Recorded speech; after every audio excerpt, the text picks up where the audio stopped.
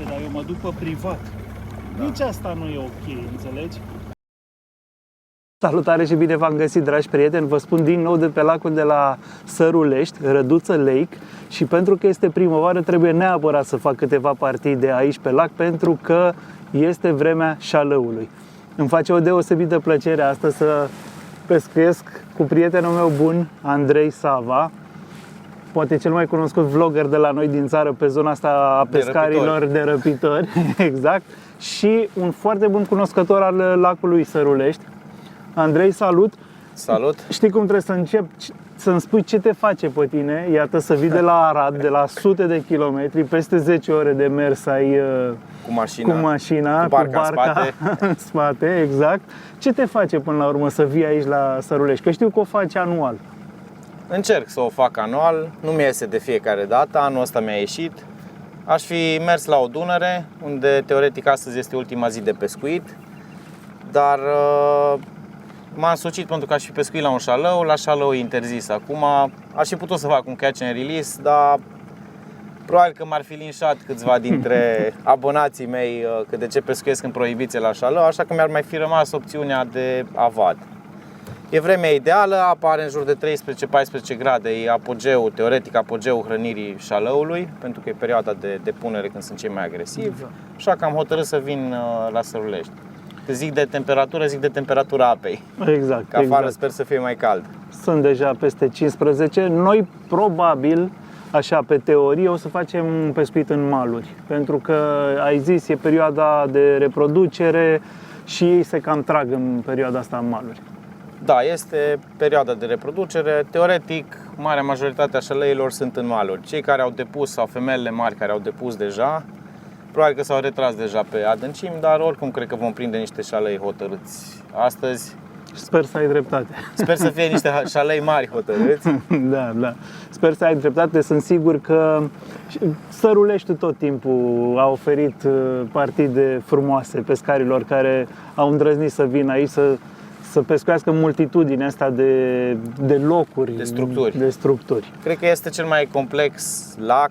Asta îmi și place foarte mult la el. Cred că din punctul ăsta de vedere este cel mai complex lac, din punct de vedere al structurilor pentru pescuitul șalului. Ai fundații, drumuri, praguri lungi, praguri abrupte, livadă, cum suntem în zona aceasta, nici nu știu ce să mai zic, fundații de case, ai inclusiv o casă care are acoperișul încă intact pe Sărulești. Deci bine, ai tot ce vrei. Ne propunem multe, să vedem câte realizăm. Acum bagă în viteză și hai pe locurile de șalău.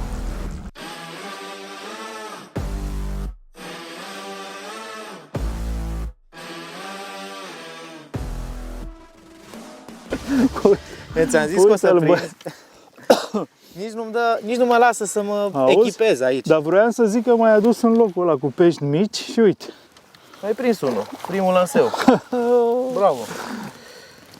Îmi pregăteam woblerele aici. Aha. Să-ți fac loc.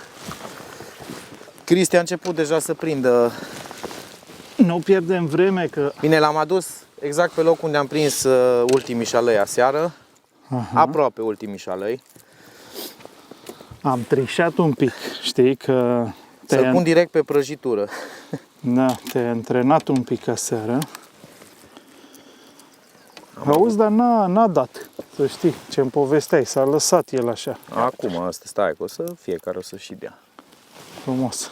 Salut frumos. Dacă la primul lanseu a venit deja pește, dăm voie să-ți mânez. Counterul. Așa, mișelește, vrei să mă faci. Auzi? Bare. Stai că la mine e punctat 1 deja.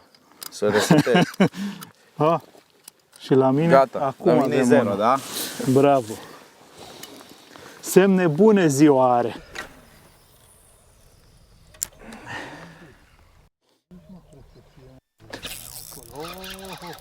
Mamă, nici n-am apucat să o joc. Pare mai îmbrăcat, dar știu eu cât e. Și ăștia mici atați de supărați. Uite, bă, că mai știu să prind pește și la spinning. Ce supărat e ăsta. Și supărat și negru. Mamă, dar au luat-o ăsta. N-am apucat să o las să o joc. Direct. Băi, te rog frumos, e de culoare, da? Da. Recomand și la peschi la șalău și la știucă. O gumă fluo și un gramaj micuț. Pentru perioada asta sunt cele mai eficiente năluci. Aici, la Aqua de 7. Și să-mi iau counterul. Da? Punctează. Ai auzit? Uite aici.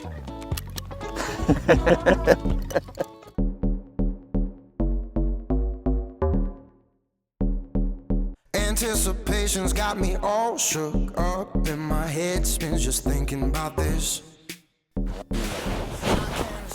Ziceam să te învăț ceva. Dacă vrei să prinzi mai mulți pește astăzi. Plăcere de învățat tot timpul. Ai văzut că unde îți dă, da? N-ai dubii din punctul ăsta de vedere. Adică îți dă ciocan, îți supărați șalei ăștia de primăvară, în general, la apă mică. Mai te vezi unde lansez și eu și încearcă să lansezi unde n-am mai lansat. Adică să lansezi mai încolo. Primele lanseuri. Bine, oricum trebuie să spunem că aici unde pescuim noi e o zonă unde sunt foarte multe pietre. Avem în partea din stânga niște structuri de astea, niște țevi, niște betoane și după aia pe tot malul așa e cât o chestie tare. De exemplu. De exemplu.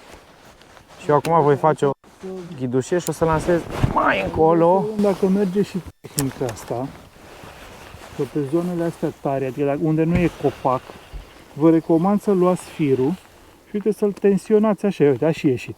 Adică îi faceți așa o mică O arcuire. arcuire, pac, și el din șocul ăla de obicei iese pe direcția pe care, adică invers de direcția pe care s-a înțepat. Și a cam ieșit. De obicei unde e piatră, că dacă e unde lemn, piatră, că dacă e lemn, iese, în cel mai bun caz, iese cu lemn cu tot. Dar de obicei nu prea. hai că stăm slab până acum, Cristi. 1-1. Ce scor e asta? Când Boanță ieri mi-a dat 11-0. Mă apropiu de fundație. Fundația casei, pereții laterale ai casei, că acoperiș nu mai are. Uite, asta este, încerc să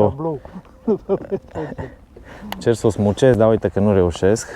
De obicei cam acolo ai atacurile. A ieșit. Bam, bam, bam. Acum suntem în sufragerie. Dar nu e nimeni acasă.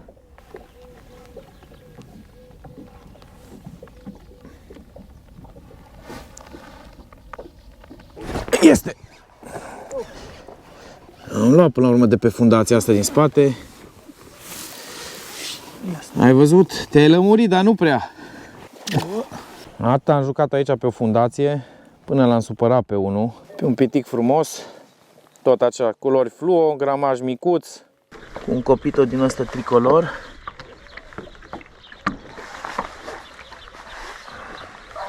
Oh, ce tăvălit e ăsta.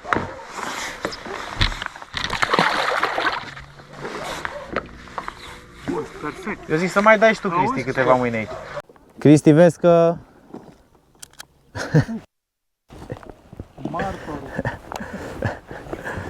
Să știm ce numărăm până diseară. Exact pe colțul data asta. Exact pe colțul structurii. Și eu zic că dacă am avut și în spate, mi-a dat și aici. Uite-l! Zici că-s mai mulți aici. Este biban. Mamă, ce porcălău de biban. Extraordinar, tată. Extraordinar. Același loc.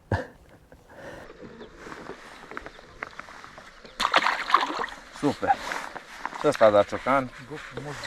Exact pe structură. Nu am trecut de zid, imediat după. Gramaj micuț, culori fluo. Cazul de față, asta zic pentru camera mea, un clasic copito tricolor de 7 cm jumate. Am și o Dacă tot vă place canalul de YouTube al lui Andrei, intrați și pe canalul de YouTube al lui Cristian și dați un like, un subscribe, să fie așa, comunitatea ca lume.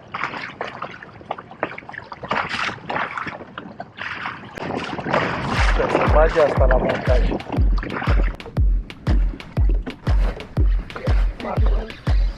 Îi dau și de ancorare. Ce vorbeam? Ia, Foarte hotărâtă asta.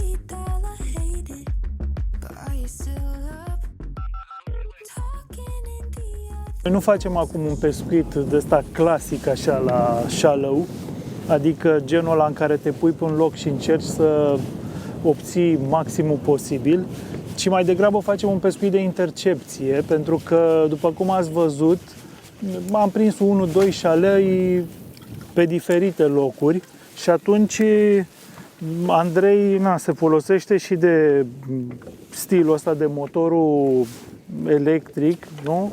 Ghidat la picior. E mai degrabă un stil de pescuit așa, mai la știucă, mai la clean. Clean. Da. Ideea că peștii i-am identificat în maluri unde am identificat și sperăm să interceptăm și noi o grupare mafiotă mai serioasă, nu Aia, și dacă ne-am ancorat într-una pierdem mult timp, așa că facem un soi de power fishing, dar la relanti. E că momentan nu suntem ancorați, vântul bate cumva pe direcția malului și eu mai apropiu din când în când de mal ca să păstrăm distanța. Acolo unde am mai avut cât un atac, e clar, adică îți dă ciocan hotărât, nu am avut am pus ancoră, am mai explorat, dacă am mai dat bine, dacă nu, ne-am continuat drumul. Deci cam asta e. Nu e chiar clasic, dar e benefic. Țineam de vorbă, vezi? Ține-mă numai de stică. Ce țeapă i-am dat la ăsta? Mă ținea Cristi de vorbă. Pe zona asta, pentru că sunt foarte multe agățături în apă, foarte multe cioate, mi-mi place să folosesc foarte mult jigurile astea anti-brădiș. Ăsta e un jig care se găsește și pe la noi pe piață. Tocmai ca să nu agăți în crengi. Când mânc așa bine șalău, adică când atacă atât de violent, este o problemă, pentru că așa de tare dă încât nu mai contează care anti-brădiș. Să le eliberăm și pe ăsta. Și să mai dau un buton la counter. Aolo, sper să ți se strice. să mai adaug și la ăla al meu. Ia mâna. Vezi că s-a făcut cam 5. Știu, am de muncă mult. No, important e că ne simțim bine. Deci am greșit când am lansat provocarea asta cu counterele. Bă, poate că ai mizat pe faptul că eram luat un 11-0. Ai zis gata, e Sava down. Nu. E bine, eu tot sper să se activeze așa, nu să ciugulim doar câte unul aici colo. E marfă! Nu știu. M-am trezit cu el în băț. Deci poate fi orice. Poate fi crap sau poate fi șală. Agățat prost sau de gură. Acasă. Șală.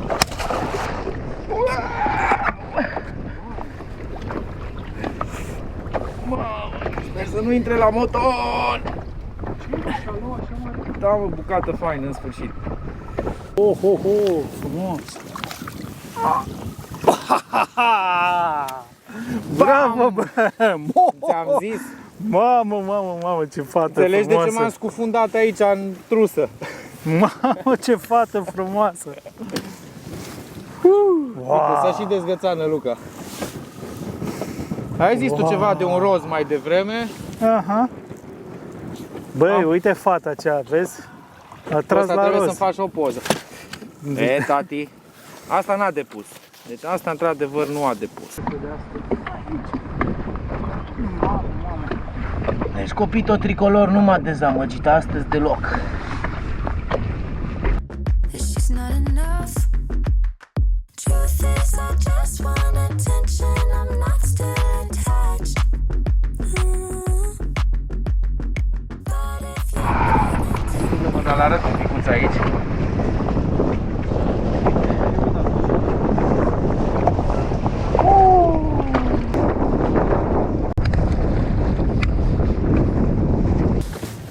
Uitați-vă ce negru e de supărare, săracul.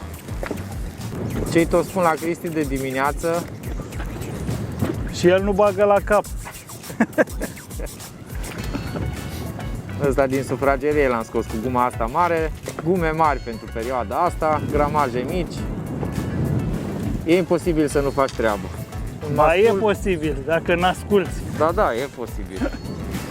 Eu am tot zis.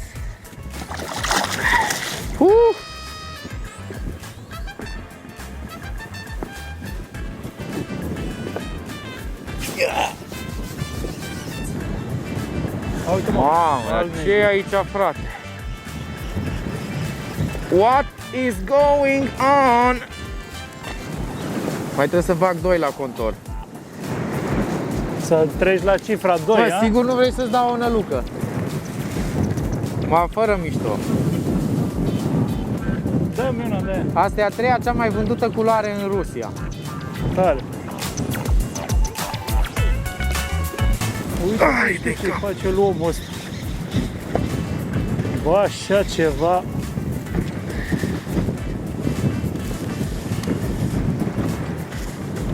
Demonstrație de pescuit la șalău.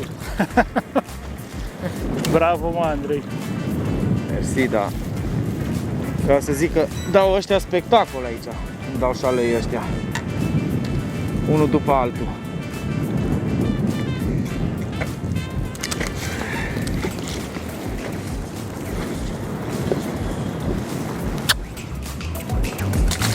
Vedeți norii din spate, nori deosebit de amenințători. A fost o zi extraordinară, aș zice, pentru că s-au schimbat foarte multe lucruri. Dacă dimineață, la prima oră, era un vânt cald, destul de liniște, după care a început o ploaie, ne-a plouat ore bune, cam toată dimineața. Cred că a fost activitate destul de scăzută în perioada aia, după care, acum, în partea a doua zile, a ieșit soarele și uite că Andrei ce să zic, a fost într-adevăr o demonstrație de pescuit la șalău de primăvară. Chiar îi mulțumesc pentru că eu am început cu un șalău la primul lanseu și ăla a fost. În rest, e clar că eu n-am făcut ce trebuie și tocmai de asta am să-l rog pe Andrei să zică el ce trebuia făcut sau cel puțin ce a făcut el astăzi de Ce a ți-a reușit. spus toată ziua să faci? Năluci mai mari, cu vibrație puternică, vibrație grosolană, gramaje mici. Cam asta mi s-a părut mie că a fost cheia succesului pentru ziua de astăzi. Și culori aprinse. Ai pescuit, ai avut vreo două, dacă nu mă înșel, năluci prinzătoare, dar ambele, să zic, ca element comun, roz a fost. Numai o secundă să marchez un loc aici. Da, noi suntem și profităm. L-am văzut pe sonar.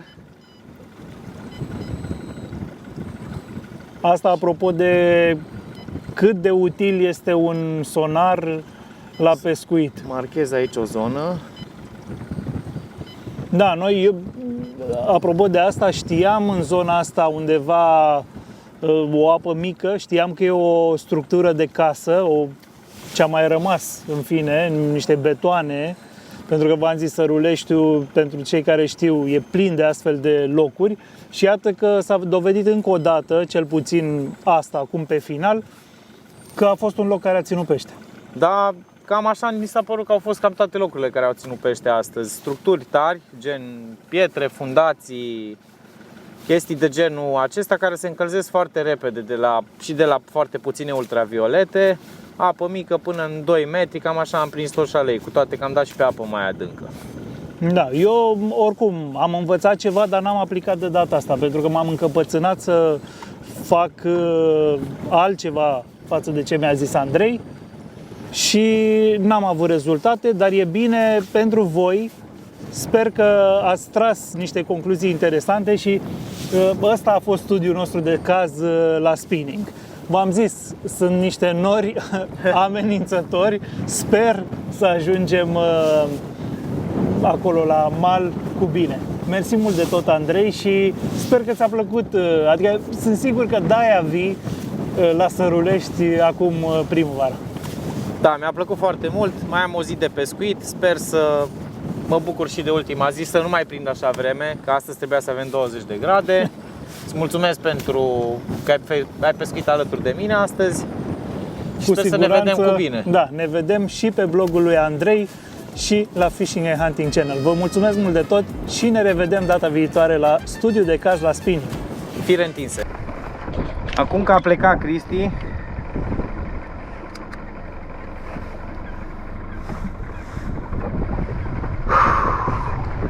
superbă zi astăzi. Mi-a plăcut să pescuiesc alături de Cristi și nu din cauza că am prins mai mult cu el, mi-a făcut plăcere să stau puțin la povești cu el, pentru că nu ne-am mai văzut de mult. Oricum povestim destul de des la telefon, dar parcă e mai frumos să te întâlnești în persoană, cu prieteni. Astăzi cam așa au decurs lucrurile. Nu știu să vă spun exact dacă am bifat tot șalei, dar cam aceasta a fost realitatea. Am avut foarte mult șalei pe sfârșitul partidei. Am avut astăzi toate tipurile de vreme. Am avut vânt, ploaie, dimineață, frig. Trebuie să iau toate hainele pe mine. După aceea a ieșit soarele imediat ce m-am îmbrăcat ca să fie sigură treaba. După soare a început vânt mai puternic și acum pe final de partidă au venit niște nori foarte urâți de furtună și i-am scos la mal pentru că oricum trebuie să ajungă la București, cred că înainte de 8, astăzi este vineri și sunt încă restricții pe weekend și eu mă duc să mai caut niște pești. Îmi pare rău, dar mai trebuie să mai caut niște pești pentru că a fost o zi senzațională. Vreau să termin pe acest trend de senzațional. Voi savura și o bericică în această idee. Sper să nu mă condamnați, mă deplasez încet cu barca, nu este nimeni pe lac, deci n-ar trebui să fie asta o problemă. Nu uitați să dați un like, un subscribe și tot ce vă doresc este fire întinse și să ieșiți pe Sărulești dacă aveți ocazia, este un lac superb. Într-adevăr nu mai are pește pe care avea acum 10 ani, dar cu toate acestea este un lac care ține pește. Am și o rugăminte. Dacă tot vă place canalul de YouTube al lui Andrei, intrați și pe canalul de YouTube al lui Cristian și dați un like, un subscribe, să fie așa, comunitatea ca lume.